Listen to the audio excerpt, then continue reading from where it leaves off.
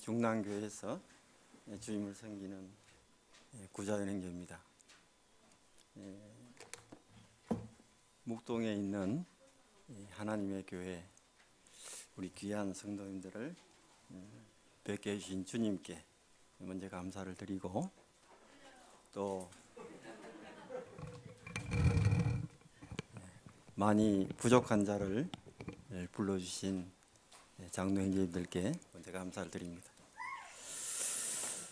처음 뵈는 많은 성도님들 앞에 많이 떨립니다. 또 저를 처음 뵙는 분들이 거의 대부분이기 때문에 하나님께서 제게 나타나신 부분들을 교제해 드리기를 원합니다. 제가 묵동에 있는 성도님들에게 말씀을 가르친다든가 또 그렇게 하는 부분은 좀 외람되지 않는가 하는 생각도 있고, 그래서 위대하신 하나님께서 저에게 나타나신 그런 부분들을 먼저 간증을 드리겠습니다. 저는 시골에서 태어나서 정말 가난한 농부의 아들로 사남 3녀 중에 6번째로 태어난 자입니다. 부산에서 고등학교를 다녔고 마산에서 대학을 다니는 중에 하나님을 만나게 되었습니다. 저희 가정은 시골에서 있었기 때문에 그 유교적인 사상이 많이 있었고, 또 저희 조모님께서, 할머니께서 신을 섬겼던, 그래서 안방에 신당을 차려 놓았던 그런 집안에서 어려서부터 그런 모습을 본 그런 사람입니다. 해서 저는 저희 할머님이 하시는 부분이 전부인 양 그렇게 살았던 사람입니다. 그래서 고등학교 다닐 때도 많은 그 학생들이, 친구들이 교회에 가자고 했을 때에 공부하기 싫은 사람이 가는 곳이다. 그렇게 또 한마디 더 좀 지나치게 말한 부분은 연애나 하는 곳이다. 이렇게 했던 사람입니다. 한마디로 말해서 하나님이 없다라고 분명하게 그렇게 말한 사람입니다. 그런데 제 바로 위에 있는 누님이 맨 먼저 구원을 받았습니다. 그래서 저와 저 동생에게 하나님에 대해서 설명할 때 참 처음에는 듣기 싫어서 누나에게 이렇게 말했죠. 누나, 나와 동생은 형제니까 그나마 괜찮으니까 다른 사람에게는 절대로 예수님 믿으라고 말하지 마라. 그렇게 단호하게 그렇게 말한 사람입니다. 어떻습니까? 성도님들이 보시기에도 키도 자그만하고 아주 못되게 생기지 않았습니까? 저는 남에게 지는 것을 도저히 싫어했던 사람이에요. 남이 무엇을 하든지 제가 그 사람에게 이겨야 되는 그런 아주 못된 성질을 가지고 있고, 조금이나마 제가 지면 화가 풀리지 않는 그런 자입니다. 생기기도 그렇게 생겼잖아요. 아주 못되게 생겼잖아요. 그런 저에게 우리 하나님께서 하나님의 위대하심과 또 사랑이 많으심과 참 제 지혜로는 다 측량할 수 없는 그런 하나님임을 알게 되고, 지금까지 은혜로 살고 있습니다. 처음에 예수님 믿어야 된다고, 예수님 안 믿으면 지옥 간다는 말을 들었을 때에 상당히 기분이 좀 나빴죠. 그때 제가 대학을 다닐 때였으니까 예수님 안 믿으면 지옥 간다? 예. 그래서 한편으로는 야, 나도 우리 할머니하고 제대로 믿고 있다. 예, 제가 이제 고등학교 다닐 때도 그랬고, 예, 불교에서 말하는 천수경, 반야심경, 금강경, 뭐 도란경, 뭐 무슨 뜻인지 모르지만 그냥 줄줄줄 이어오라고 하니까, 할머니가 하라고 하니까 그렇게 해본 사람이고, 또 4월 초파일 음력으로 항상 저는 절에 가 있었던 사람입니다. 그래서 절에서 경리를 본 사람입니다. 그래서 웬만하면 다른 사람이 하는 말을 도저히 듣고 싶은 그런 마음이 없었어요. 내가 하고 있는 게 최고라고 생각했기 때문에. 근데 학생, 예수님 안 믿으면 지옥 가. 그 말이 듣기 싫었고, 또 바로 제 위에 누나가 제가 있는 곳에 찾아와서 이제 교회를 이렇게 가보자고. 그래서 이제 제가 처음에 따라갔어요. 그때는 제가 갓 복무를 마치고 있었을 때라 이 와이스앞 사sap에다가 이제 담배 탁 넣고 폼 좀 잡아야 되잖아요. 담배 탁 넣고 갔는데, 아니 예배당이 여기는 뭐 2층입니까 3층입니까 좋죠. 지하실로 가는 거예요. 그때 마산 교회인데, 뭐 교회가 뭐 이래 속으로. 그 교회라 그러면 그래도 동산 위에 십자가 다 있고 말이야, 좀 멋있어야 되는데 지하실로 가는 거예요. 그래서 속으로 이게 무슨 교회인가. 일단은 또 누님이 가자고 하니까 가야잖아요. 딱 들어갔는데 핑 둘러 앉는 거예요. 여기는 전부 다 지금 의자가 있습니다. 그때는 의자가 없었어요. 그래서 어떤 분이 하는 말이, 학생 예수님 믿어야 된다고, 지옥 간다고. 얼마나 기분 나쁩니까? 처음 본 사람한테 예수님 안 믿으면 지옥 간다고 하니까. 그래도 나는 맥상 대학생인데 자존심이 있잖아요. 화를 냈죠. 당신들이나 잘 믿고 천국 가. 나는 지옥 갈 테니까. 바로 자리를 박차고 일어났어요. 5분도 안 있었습니다. 그때 공교롭게 그 자리에 있었던 한 형제님이 계신데, 지금 전라도에 있는 한 형제님입니다. 그 형제님이 저를 봤어요. 아, 저 학생 머지않아 예수님 믿겠다고 그렇게 했답니다. 뒤에 소식 들으니까. 어쨌건 그래서 처음에 제가 성경을 읽어보게 됐는데, 예레미야서에 있는 말씀을 처음 읽게 됐습니다. 한번 보겠습니다.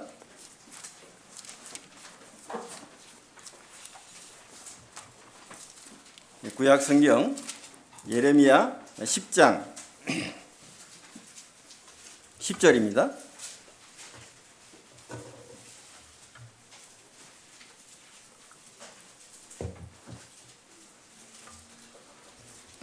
읽겠습니다.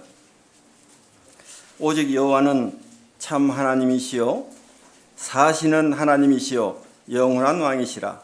그 진노하심에 땅이 진동하며 그 분노하심을 열방이 능히 당치 못하느니라. 너희는 이같이 그들에게 이르기를 천지를 짓지 아니한 신들은 땅 위에서 이 하늘 아래에서 망하리라 하라. 제가 읽는 성경은 개역 성경입니다. 혹 단어가 좀 틀리시더라도 이해하시기 바랍니다. 처음에 제가 이 말씀을 읽었는데 이게 무슨 말이지? 한번 다시 보자 하고 확인해 봤어요. 그런데 천지를 짓지 않은 신들은 망한다? 다시 읽어봤습니다. 천지를 짓지 아니한 신들? 그러면 신이 많다는 이야기네? 그죠? 신이 많다는 이야기인데, 그러면 천지를 짓지 아니한 신, 그럼 천지를 지은 신이 있다는 이야기구나. 혼자 이렇게 생각을 해보게 됐어요. 그럼 내가 믿고 있는 신은 천지를 지었나? 참 많이 생각했습니다. 그 기간이 거의 한 6개월, 1년 정도 걸렸어요. 하나님 믿기 참 어렵더라고요, 처음에. 여러분 쉽게 구원 받으셨습니까? 아니에요. 안 믿어져요, 도대체. 이것이 1년 이상 고민했어요. 혼자 생각하는 거예요. 정말 그럴까? 아니면 어떨까? 아니면 어쩔 것인가? 왜 고민할 수밖에 없었냐 하면, 저는 학교 다닐 때 꿈이 있었거든요. 제 꿈은 바이였어요. 비행기를 타고 다니면서 식사를 하면 좋겠다. 이 우리나라에 있는 물건을 또 외국에 팔면 좋겠다. 비행기에서 먹고 자면서 바이어를 하면 얼마나 좋을까. 꿈이었거든요. 근데 이게 믿어집니까? 안 믿어지더라고요. 그런데 천지를 지은 신을 믿어야 되겠다는 생각은 들었습니다. 세월이 많이 갔어요. 근데 믿어야 되겠는데 이제는 지옥 가기는 싫으니까 이게 믿어진다고, 내가 믿고 싶다고 해서 믿어지는 게 아니었어요. 안 되더라고요. 근데 어느 날 가정집회로 기억이 됩니다. 가정집회에 갔는데 형제님께서 성경을 읽었습니다. 로마서 5장 8절을 읽었어요. 우리가 아직 죄인 되었을 때 그리스도께서 우리를 위하여 죽으심으로 하나님께서 우리에게 대한 자기의 사랑을 확정하셨느니라 라고 읽으셨는데, 이게 무슨 말이지? 라는 생각을 하면서 들어보니까 그 성도님들이, 그때 형제님들이 계속 복음을 전하면서 하나님이 나를 사랑했대요. 그런데 그때 제가 이제 학교 다닐 때니까, 우리 여기 계신 형제님들 연애해 보셨잖아요. 연애를 하게 되면, 사랑하게 되면 뭔가 주고받는 게 있잖아요. 선물, 그죠? 내가 당신을 사랑한다는 선물, 꽃도 줘야 되고, 뭐 책도 좋아해야 되고, 남자가 좋아하는 거, 여자가 좋아하는 거 주고받고 하잖아요. 하나님이 나를 사랑했다면 뭔가 사랑했다는 선물을 줘야 되는데 말로만 사랑하면 이게 아닌데? 라는 생각을 했어요. 사랑했다고 나를? 도대체 뭘로 사랑했다고 증명을 하느냐는 거예요. 그런데 우리가 아직 죄인 되었을 때에 그래 맞아, 저 사람들이 죄인이래, 다 죄인이래. 저는 많은 세월 동안 많은 말을 들었거든요. 죄인이란 말도 들었고 처음에는 기분이 상당히 나빴거든요. 상당히 나쁜 게 아니라 자존심이 상했죠. 근데 죄 지은 게 없는데, 어쨌든 그런 많은 세월이 지나서 우리가 아직 죄인 되었을 때 그래, 이 사람들이 하는 말로는 죄인이지, 그리스도께서 우리를 위해서 죽으셨다고? 나를 위해서 죽으셨다고? 이것이 하나님의 사랑의 선물이라고? 이 말씀을 듣는 순간 그렇구나라는 생각이 들었어요. 그런데 자존심이 있잖아요. 그렇구나라고 하니까 이렇게 할 수가 없잖아요. 지금까지 이렇게 아니라고 했는데 집에 와서 생각을 해봤어요. 근데 한편 마음으로는 기쁜 거예요. 표현을 하기 싫어요. 경상도 사람들은 표현을 잘 못합니다. 근데 그게 진심이 아니에요. 진심은 마음에 있거든요. 어쨌든 그래서 집에 와서 생각을 해보고 보니까 정말 이게 기쁜 게 맞나? 내가 믿어지는 게 맞나? 내가 믿는 것이 아니고 믿어지는 거예요. 믿어지는 게 맞나? 하고 이제 그 다음날 아침에 일어났는데 이게 믿어진 거예요. 이게 이제 그 다음부터는 의심이 안 가는 거예요. 왜? 하나님이 나를 사랑했다는 말씀. 그때 믿었던 로마서 5장 8절 말씀이 지금까지 저를 인도하셨습니다. 이제 구원을 받았어요. 구원을 받았는데 예배 드리는 게 마음에 안 드는 거예요. 이제 제 마음에. 왜냐면 지금 우리 형제님들 다 앉아서 예배 드리셨잖아요. 편안하게. 그죠? 제가 구원 받았을 때 85년도, 86년도에는 무릎 꿇고 뺑 둘러 앉아서 예배 드렸어요. 근데 예배 시간이 여기는 1시간 하셨나요? 거의 2시간을 그렇게 있는 거예요. 이 무릎이 남아나지가 않는 거예요.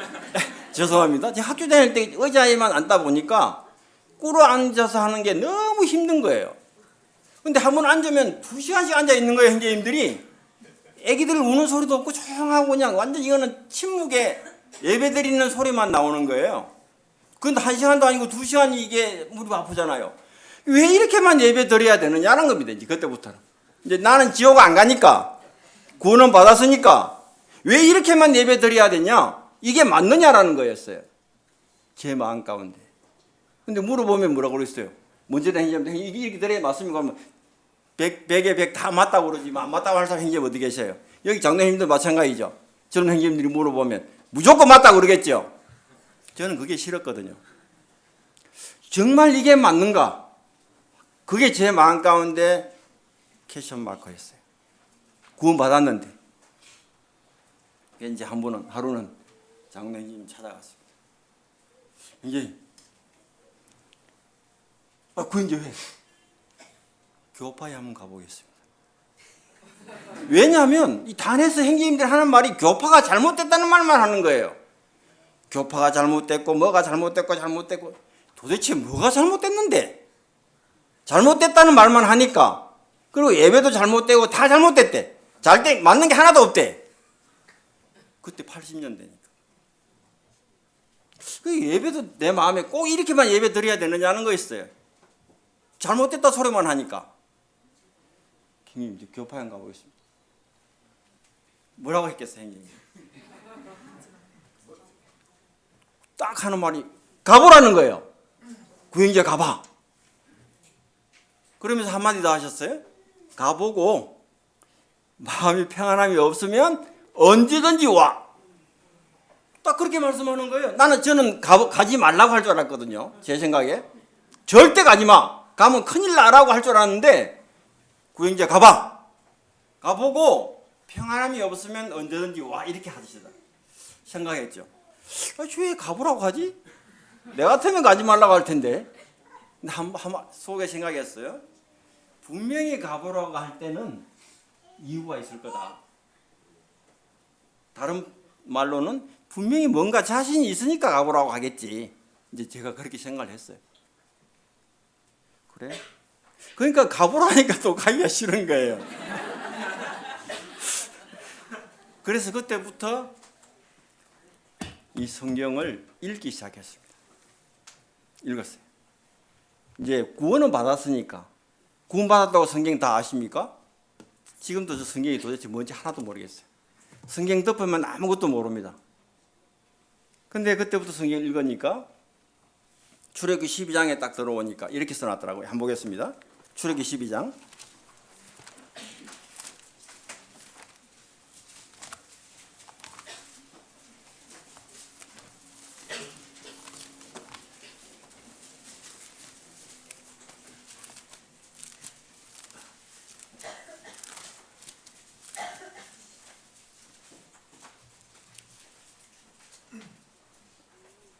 출애굽기 12장 14절입니다. 너희는 이 날을 기념하여 여호와의 절기를 삼아 영원한 규례로 대대에 지킬지니라. 뭐라고? 다시 한번 보자. 영원한 규례라. 일단 영원한 규례 딱 썼습니다. 노트에다. 그 다음에 어떻게 하라고? 대대에 지키라. 대대에 지키라. 저는 지금도 이제 성경을 읽으면 항상 제 옆에는 노트가 있습니다. 노트에 쓰면서 읽습니다. 여기 보니까 영원한 규례로 대대에 지키라? 그럼 지금도 해야 되겠네? 딱 제 마음 가운데. 지금도 6월절 지켜야 되겠네? 라고 생각을 했습니다. 왜냐하면 성경으로 써놨으니까. 그렇다고 해서 또 문재인 행님한테 가서 이야기할 수 없잖아요. 물어보면 제대로 알지도 못하는 게 그러면 안 되니까. 그래서 또 봤습니다. 계속. 이 답이 없어요. 영원한 규례로 대대를 지키라는 말만 있는데 왜 이게 끝이 없지?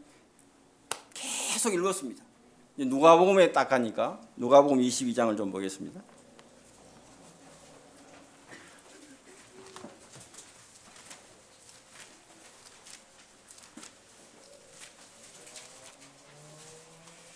누가복음 22장 14절부터 읽어보니까 예수님께서 6월절을 잠시 보류, 잠시 중단시키시더라고요.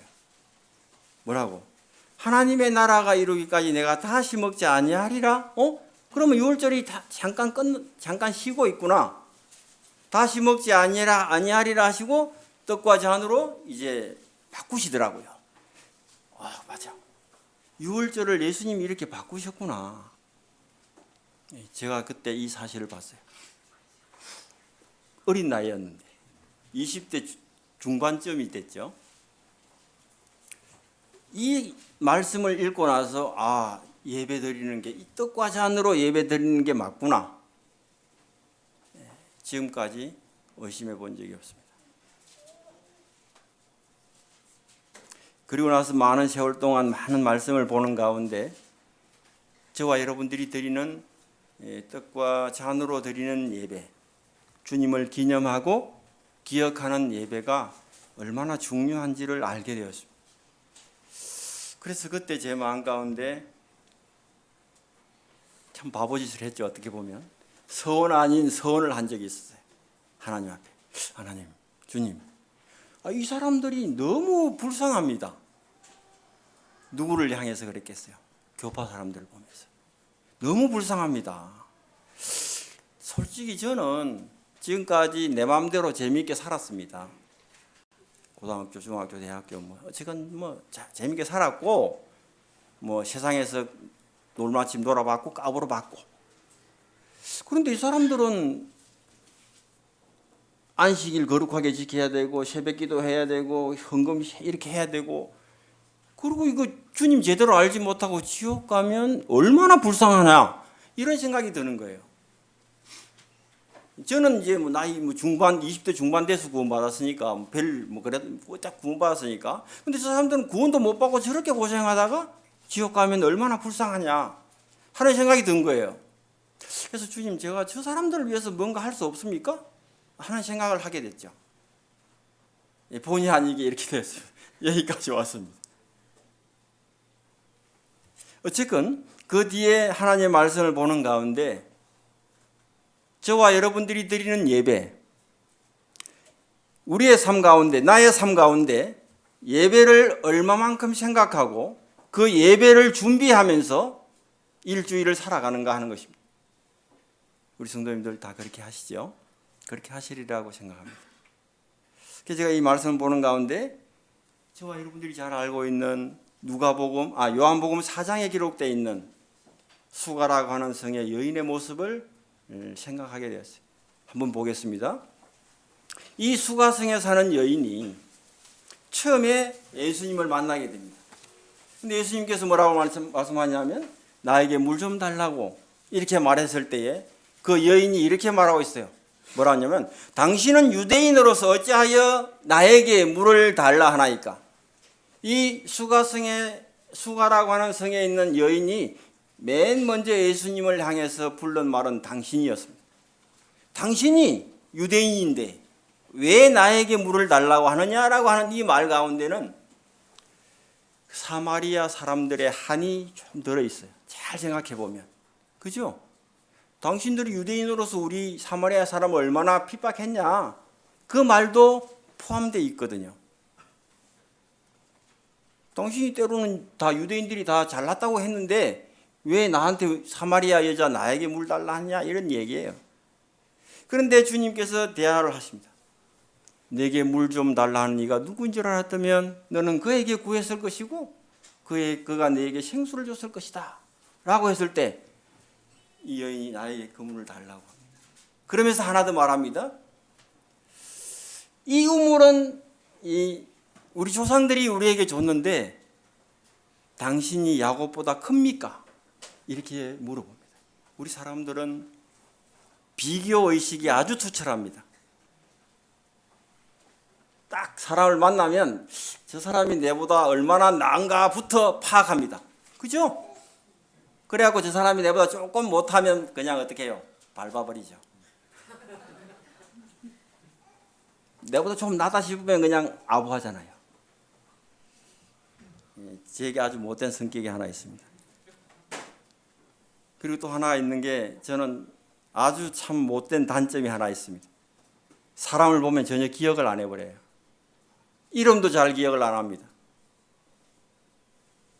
아주 많이 봐야 이제 겨우 얼굴 좀 기억합니다. 그리고 아주 많이 봐야 이름을 기억해요.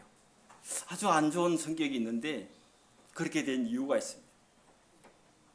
그거는 이야기할 필요도 없고, 어쨌건 이 사마리아 여인도 당신이 야곱보다 큽니까? 이 비교하는 거죠.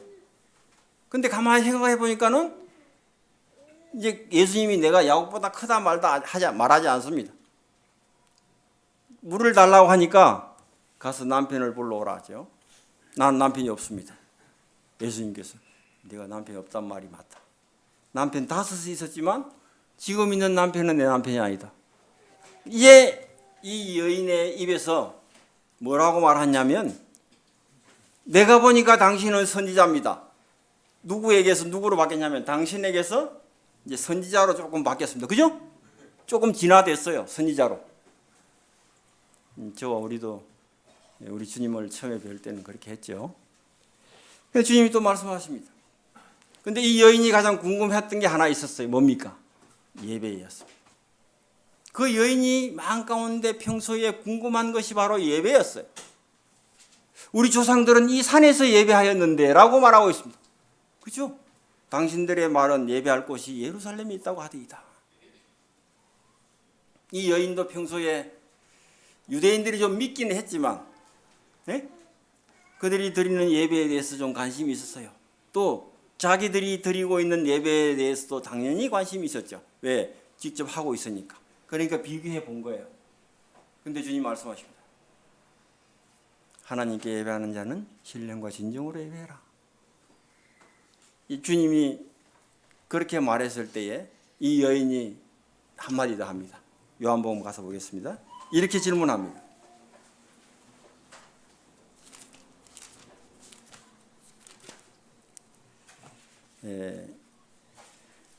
25절에 보면 이렇게 기록합니다.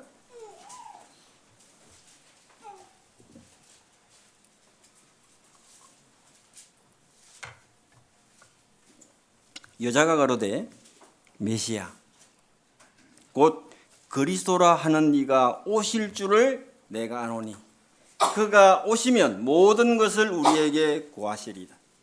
이 사마리아에 사는 수가의 성이라고 하는 그 성에 사는 이 여인이 메시아가 올 줄을 알고 있었습니다. 사마리아에 대한 역사는 우리 성도님들이 잘 알고 계시겠지만 어쨌건 이 여인은 메시아가 올 줄을 알고 있었고 그는 메시아에 대한 복음을 듣고 있었습니다. 메시아가 올 거다. 그런데 그가 오면 모든 것을 우리에게 알게 해주실 거라고 하는 것을 알고 있었습니다. 주님 그에게 말씀하십니다. 26절 같이 한번 읽어보겠습니다. 26절 시작. 예수께서 이르시되 내게 말하는 내가 그러라 하시니라. 사랑하시는 묵동교회 성도님들, 주님 만나셨습니까? 오늘 주님 만나셨습니까? 오늘 예배 드리셨는데 주님 보셨습니까? 예배를 드리는 사람은 주님을 볼 수 있습니다. 이 여인은 예배를 사모했습니다. 예배를 알았습니다. 주님께서 내가 크다라고 나타내 주셨습니다. 우리가 드리는 예배가 안식 후 첫날 형식적으로 드리는 예배가 아니라 정말 주님을 보는, 주님을 만나는 그런 예배여야 된다는 것입니다. 이 여인이 그랬습니다. 또 있습니다. 사도행전에 보면 에디오피아 내시 간다게의 모든 국고를 맡은 그 내시 알고 계시죠? 그가 에디오피아에서 먼 예루살렘까지 예배하러 왔다라고 기록하고 있습니다. 그가 돌아가는 길에 선지자 이사야 글을 읽고 있습니다.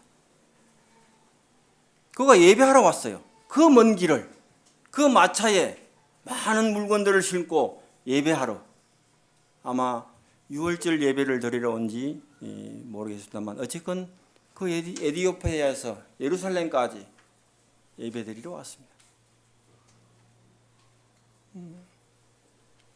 그가 이사야 선지자의 글을 읽고 빌립을 통해서 우리 주님 예수 그리스도를 만나게 됐습니다.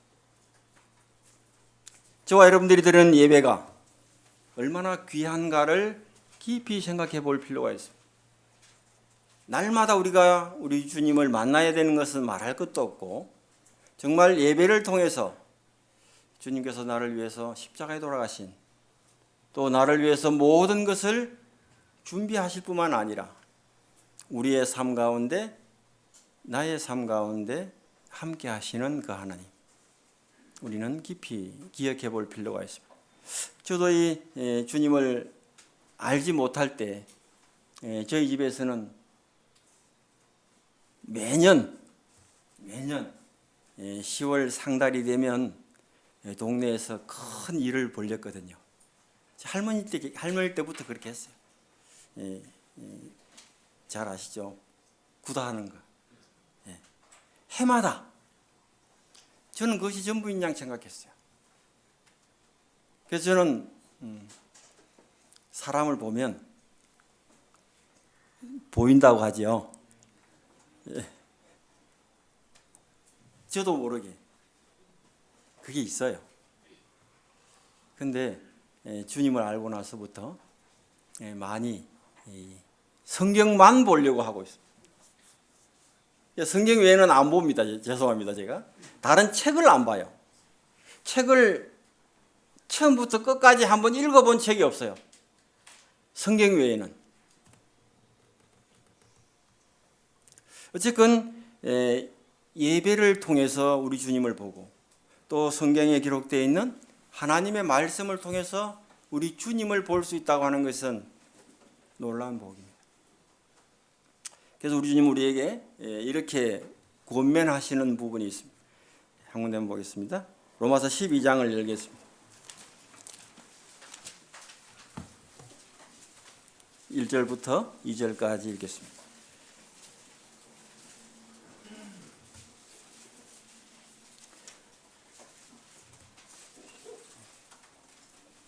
로마서 12장 1절 2절을 읽겠습니다. 그러므로 형제들아 내가 하나님의 모든 자비하심으로 너희를 권하노니 너희 몸을 하나님이 기뻐하시는 거룩한 산 제사로 드리라. 이는 너희의 드릴 영적 예배니라. 너희는 이 세대를 본받지 말고 오직 마음을 새롭게 함으로 변화를 받아 하나님의 선하시고 기뻐하시고 온전하신 뜻이 무엇인지 분별하도록 하라.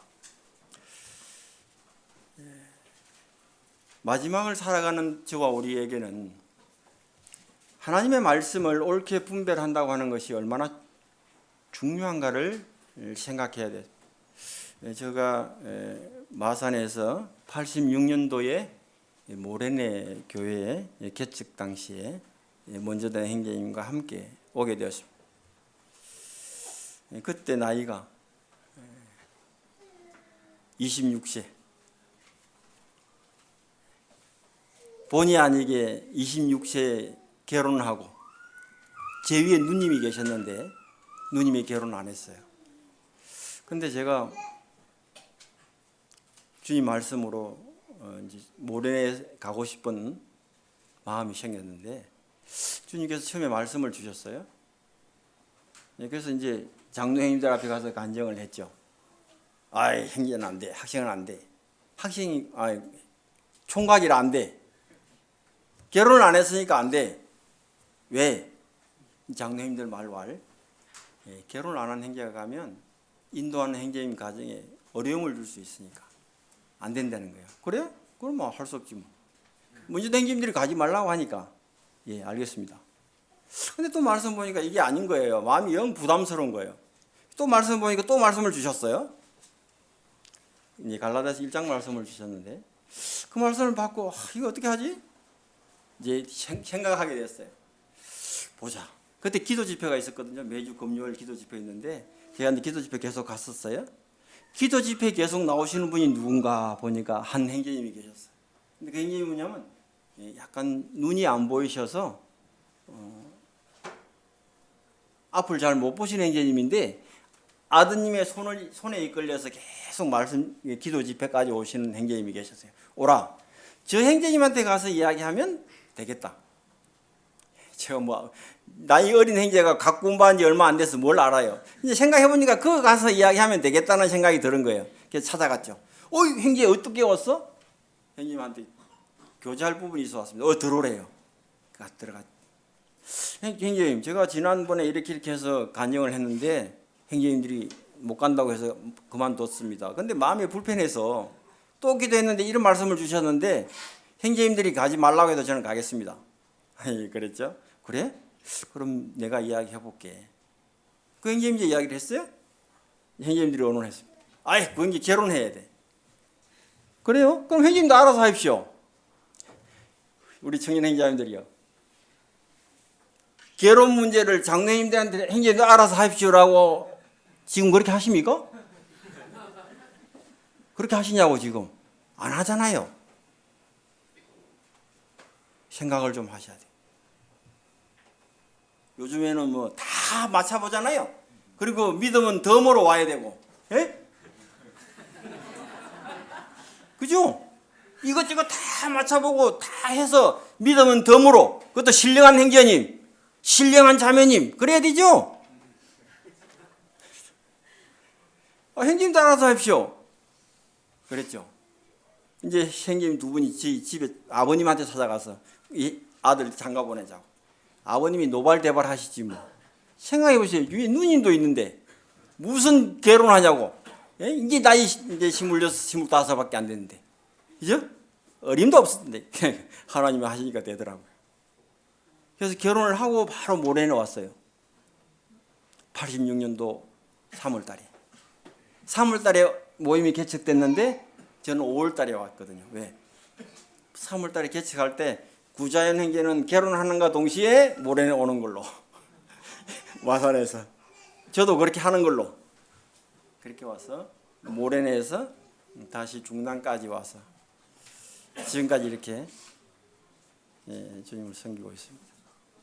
많이 부족하고 도대체 어떻게 주님을 섬겨야 될지도 모르겠고 지금까지 주님을 섬긴다고 했지만 이게 맞는 건지 제대로 가고 있는 건지 조차도 알지 못하고 이렇게 섬기고 있습니다. 그러나 중요한 것은 주님 말씀하셨어요. 이 세대를 본받지 말고 오직 마음을 새롭게 함으로 변화를 받아 하나님의 선하시고 기뻐하시고 온전한 뜻이 무엇인지 분별하도록 하라. 우리가 이 세대를 분별하는 것, 또 우리의 믿음을 분별하는 것, 주님 안에서 내가 어떻게 섬기고 있는가를 분별하는 것 너무 중요합니다. 한때는 제 자신이 저 형제는 왜 저러지? 이 자매는 왜 그래? 제대로 좀 섬겨야지. 이런 생각들이 꽉 차 있었어요. 그럼 너는 어떤데? 형편없으면서. 저부터도 저는 형편없으면서 너 이 자매이면 어떠고 저 형제는 어떠고 이만 자꾸 생각하는 거예요. 주님 너는 어떤데? 아유, 주님. 죄송합니다. 이런 거예요. 주님 말씀하셨어요. 그래서 주님 한때 30대 초반으로 기억이 되는데 주님께서 말씀하셨어요. 내가 진리의 말씀을 옳게 분별하며 이거였어요. 그 다음에 부끄러울 것이 없는 일꾼으로 인정된 자로 자신을 하나님 앞에 드리기를 힘써라. 이 말씀을 마음간대로 받고 어떻게 하면 하나님의 말씀을 옳게 분별할 수 있을까? 제가 주님 나라에 갈 때까지의 숙제입니다. 말씀을 옳게 분별하지 아니하면 아무것도 할 수 없습니다. 말씀을 제대로 분별하지 못하면 잘못 갑니다. 또 말씀을 옳게 분별했다 할지라도 그 다음에 단계 있습니다. 말씀을 옳게 분별하며 그 다음에 부끄러울 것이 없는 일꾼으로 인정된 자로. 내가 잘났다고 내가 인정받고 싶다고 해서 인정받는 것이 아닙니다. 주님께서 인정하셔야 돼요. 정말 주님께서 인정하시면 우리 형제자매님들이 인정하셔야 돼요. 근데 저부터도 형제자매님들이 인정 안 하듯 저도 인정을 하기 싫어. 저 형제가 뭔데 잘났다고. 그죠? 그런 마음이 들거든요. 지가 뭔데 잘났다고 떠들어 살고 있어. 그죠? 하나님께서 인정하시면 인정하셔야 돼요. 근데 저는 한편으로 이런 마음이 듭니다. 구원은 인정하면서, 그죠? 이 주님의 은사나 직임에 대해서는 인정 안 하거든. 구원도 인정 안 해야지, 그럼. 구원도 인정하는 거잖아요. 왜요? 내가 잘나서 구원받은 거 아니고 하나님께서 그냥 은사로 은혜로 주신 것을 믿는 거잖아요. 여기는 거잖아요. 그 인정하는 건데 구원은 인정하고 자기는 구원받았다라고 하면서 은사는 인정 안 해요. 안 맞잖아요, 앞뒤가. 주님 말씀 옳게 분별하고 있어요. 자신이 하나님의 일꾼으로 인정받아야 되고 그러기 위해서는 본인이 부단한 노력을 내야 되는 거예요. 끝없이. 남 주위 돌아볼 필요가 없어요. 또 한편으로 청년의 때에는 저도 그런 적이 있으니까 라이벌 의식을 가지는 것이 좀 좋습니다. 너무 없으면 안 돼요. 뭔가 라이벌 의식이 있으면 본인이 성장할 수 있는 계기가 됩니다. 그건 다 분명한 거예요. 근데 전혀 그런 게 없으면 좀 외로운 싸움을 해야 되겠죠. 그러나 라이벌 의식으로 인해서 상대방을 정죄할 필요는 없습니다. 그로 인해서 내가 성장하면 주님 앞에 감사할 수 있는 것입니다.